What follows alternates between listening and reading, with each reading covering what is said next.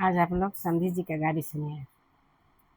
बीच मड़वा बैठल समधी कवन समधी, बीच मड़वा बैठल समधी कवन समधी। अब सखी सब सुना रेली गारी, हाय रंगदार समधी।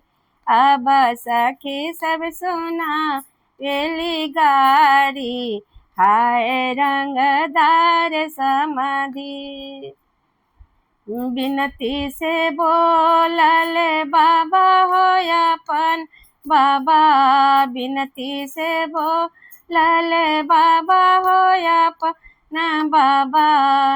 रौरा मारो के खोलाई कुछ मांगी, हाय रंगदार समधी।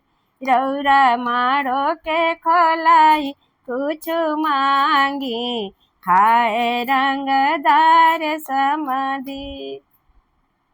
कपड़ा ना ले हब समधी, रूप ना ले हब, कपड़ा ना ले हब समधी, रुपया ना ले हब।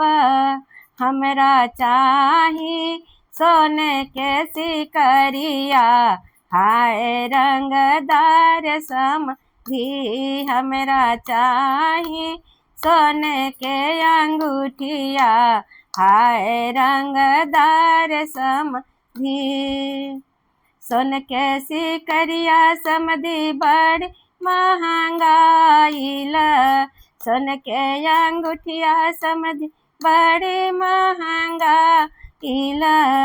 रौरा ले जाई गाँव के बकरिया, हाय रंगदार समधी। रौरा ले जाई गाँव के बकरिया, हाय रंगदार समधी।